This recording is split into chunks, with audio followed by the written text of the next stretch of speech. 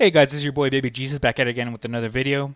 So today I'm going to be talking about the Superman trailer. This actually just dropped a few hours ago.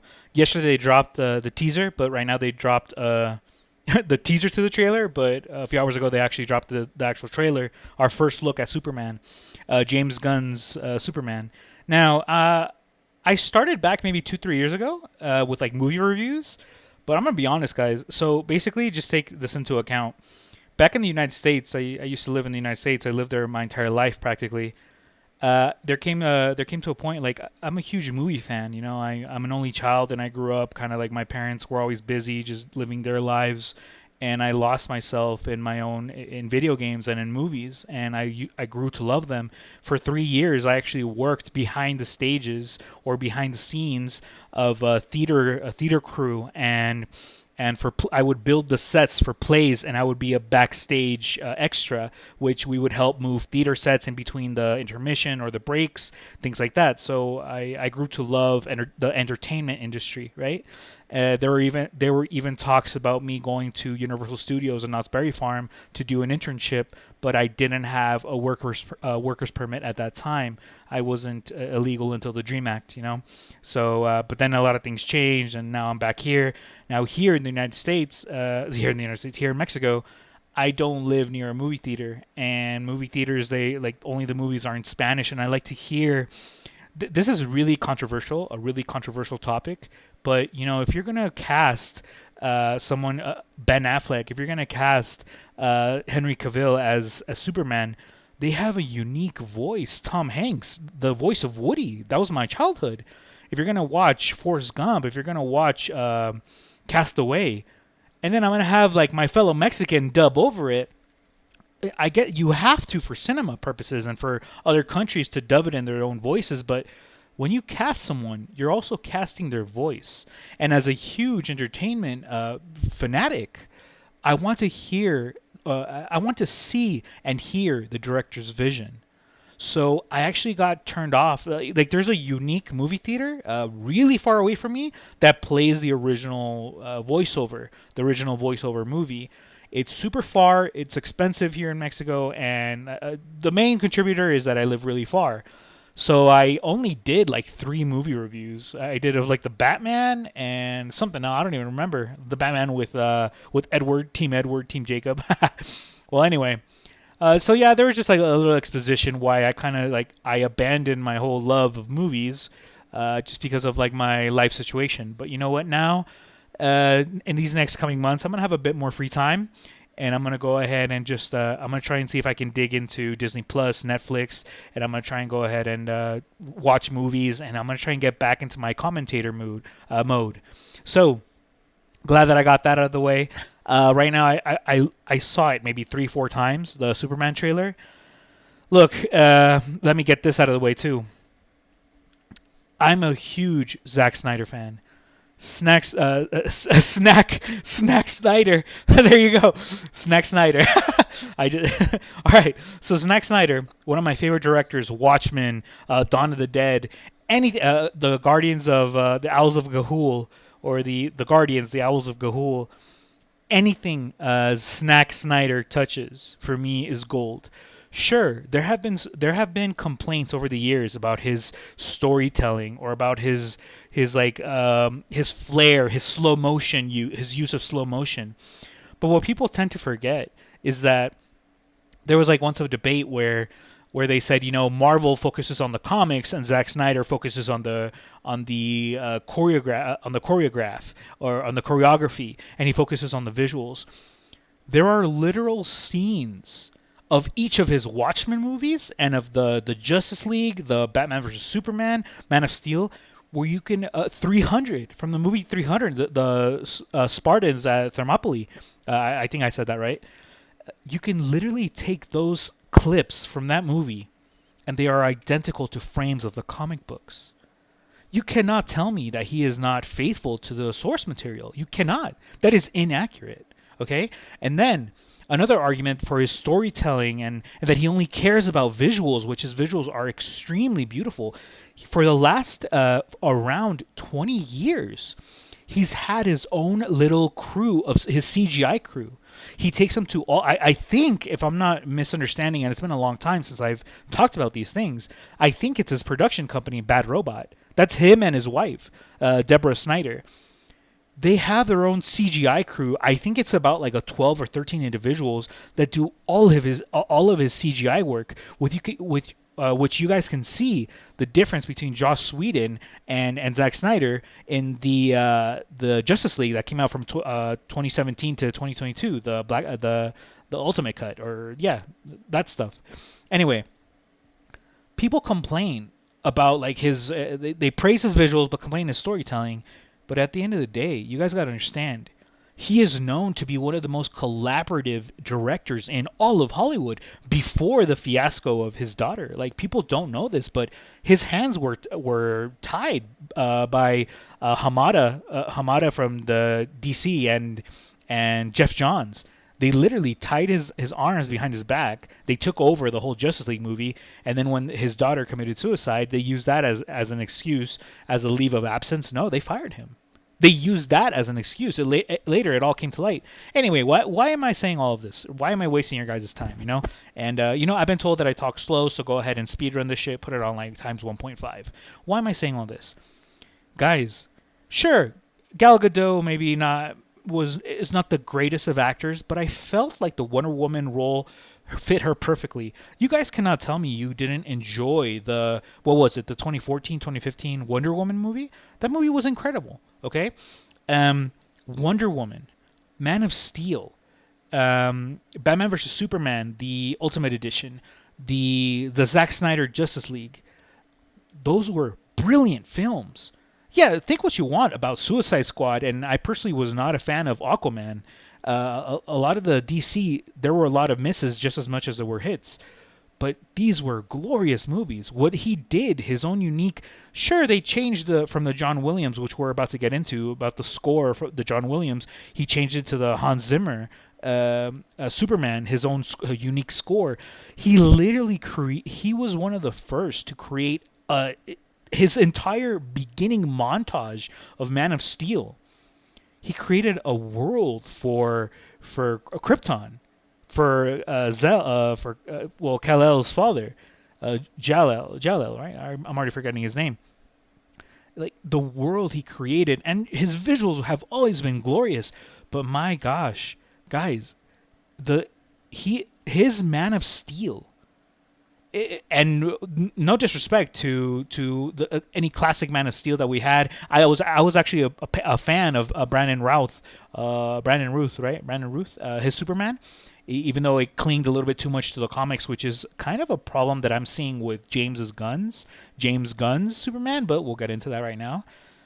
I am a huge fan. I loved Batfleck. I loved Henry Cavill. To this day, until we see the movie, he is the best Superman. He's my Superman. He's the best Superman that I've seen on screen. All right.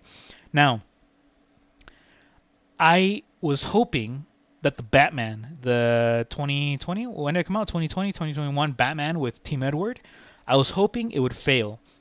It has a lot, because I love the Batfleck, and Batfleck's solo Batman film it looked like it was gonna be great.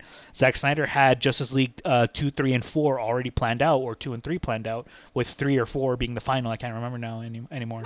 Anyways, so give me a second, guys. So, I wanted it to fail. It was a decent film. It had a lot of errors, but I enjoyed it. And I didn't want to enjoy it. Now, getting into the Superman trailer that just dropped a few hours ago, I didn't want to like it. I did not want to like it. But it hit me, man. It hit me. When you see Crypto, Superman's dog, when you see Clark injured, and this is a spoiler, this is in the trailer. When you see someone throw like the trash at the back of his head, the tone, the original John Williams score of Superman with electric guitar. I'm getting goosebumps just remembering it, and I watched it like a bunch of times.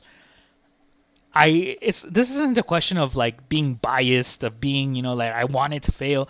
This is a question that it fucking hit me. I got fucking goosebumps. I got a bit emotional. I was like, fuck, like that shit, like, fuck, man. Like when you see like a beautiful woman out, like, whoa, fuck, just like, Superman, whoa, fuck, you know, like this shit hit me. So it doesn't matter if you guys think I'm biased, because I try to be as objective as possible. I try to be as objective as. I'm sorry, guys. Megan Fox is just not. It's not her day. She's not feeling too well. Anyway, Megan Fox is my Belgian Shepherd back there. So it hit me. Okay, the score, the original John Williams. We'll get into like maybe the negatives or the things that I wasn't too much of a fan on. But right now, the Superman trailer, it just dropped a few hours ago. It's going to be out in theaters 2025 around June 11th. I don't know internationally, but that's when it said the release date was. Now, the cast, guys, I used to keep up with all of this. I used to know every actor. I used to know like the juiciest Hollywood gossip, and now I'm kind of out of the loop, but I'm trying to get back into that loop. Guys, I didn't watch Twisters. I don't know David Cornswet. I don't know who he is. He looks good. He looks young. This is obviously like when you see who Hawk Girl is, yeah, they're trying to just bank. I don't know. I'm sure they focus on like who can carry the role, who can carry the mantle of Superman, but they were focusing on youth. This looks like a bit like for just the means of production. This looks just like let's go. Look, everything has failed when Zack Snyder was literally their saving grace.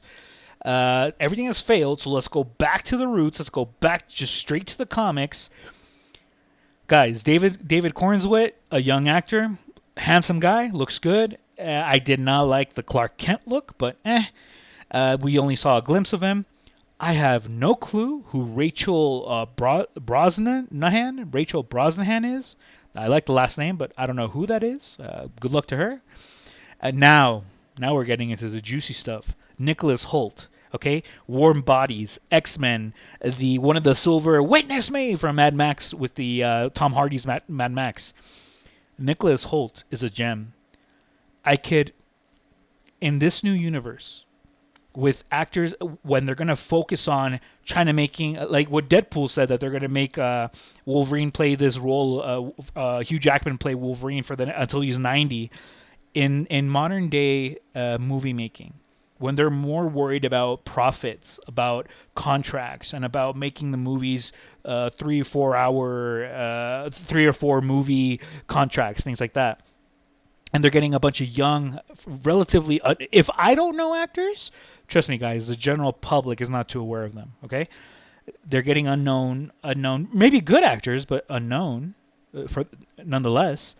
When you get Nicholas Hoult to be your Lex Luthor, we've seen a wild side of Nicholas with the whole Mad Max. We've seen a more serious tone, maybe perhaps in Days of Future Past, or even I dare to say, even though it was a zombie horror comedy, Warm Bodies, you get to see his range. Him as Lex, I think it's brilliant, young, but powerful acting. I loved it. Okay, Isabella, mi amor, Isabella Merced, Dora, Dora the Explorer, and Josh Brolin's protege from Sicario 2. She was the young lady, the girl that Josh Brolin was protecting in Sicario 2. My God, guys, if you don't Sicario 2, what the fuck? I just turned on the SAP. Translate in Spanish, please. Sicario 2. Guys, go do yourselves a favor. Watch that shit. That's your new Hawk Girl, Isabel Merced. And Dora the Explorer. Nathan Fillion as Guy Gardner. Anything Nathan Fillion is in, I'm on board.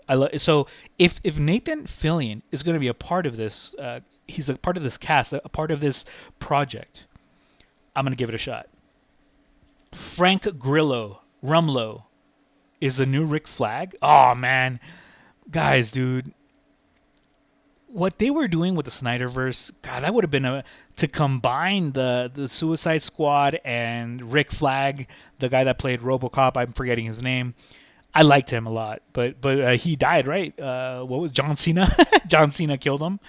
Anyway, the cast, it's looking good, but like I said, I don't know the main people. Lois Lane and Clark Kent, Kal-El. I have no clue who they are. I wish them the best. Good luck. If we know James Gunn, and this is actually going to my next topic about the tone. James Gunn is a hell of a writer. He is an incredible writer. If you've seen the Guardians of the Galaxy, great, fantastic films. They're not precisely my cups of tea, but they are great films. A Dance Off to Save the Universe? Guys, Footloose? I think Chris Pratt is probably only one of the only people that could have carried that role because of James Gunn's writing. Okay? Guardians of the Galaxy 3. Guys, that's not a 10 out of 10, but a 8, or I dare say it's a 9 out of 10 for me. Guardians of the Galaxy. I prefer Guardians of the Galaxy Volume 3 over the multi-dimensional Doctor Strange Multiverse of Madness, and I'll leave it at that. Like, I prefer it more than that one. Like, Guardians of the Galaxy 3 was an incredible, the writing, it hits you in the feels, and the choreography, the visuals, everything was stunning. Overall, it was a brilliant film. We know James Gunn is a huge comic book fan. We know that he respects the source material. We know that he dives right into it. And we know he's an incredible writer and a gifted director. So I think he will do the movie justice. Maybe just like Matt Reeves did with it was Matt Reeves, right, that directed the Batman with Team Edward. They did the role, they did the movie, they did the whole spirit of Batman, and I believe James Gunn will do the spirit of Superman justice. But it has, in my opinion, and from the very first looks, it has its flaws. Okay, I don't think it will be too comic-y. Sorry. Let me rephrase that because that can be misinterpreted. I don't think it will be too funny. I don't think it will rely heavily, which thank God, if it's as far away as Thor: Love and Thunder as possible. Yes, thank you. Thor: Love and Thunder was awful. It was god awful. Just pure one-liners, quick, witty one-liners. No, it was trash. A quick improv, and no. I don't think, and I hope that the new Superman movie will not rely on comedic timing, on little crypto, like that. But the tone, it looks like it's gonna rely, which for me, and it may sound weird, it's gonna rely too much on a comic book feel, on a childish feel, it looks like it's for a younger audience with like maybe more serious themes or scenes. It's going to be the polar opposite of what Snack Snyder was. I keep saying Snack Snyder. I'm going to say it, fuck it. That Snack Snyder was going for.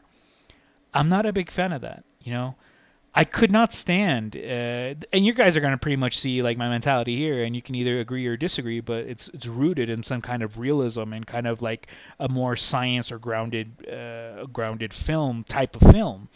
I could not stand the CW's Flash.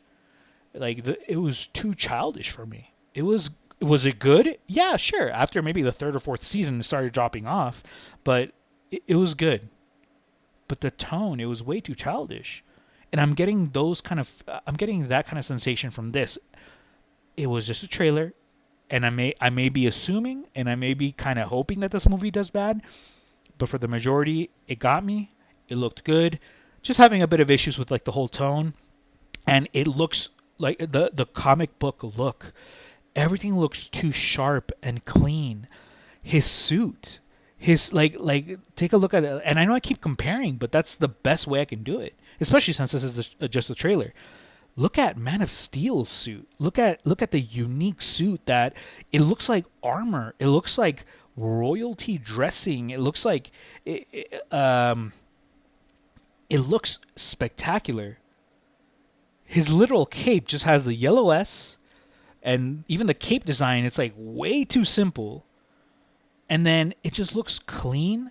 It looks modern. It looks like way too clean and modern for something epic, right? It doesn't scream epic to me.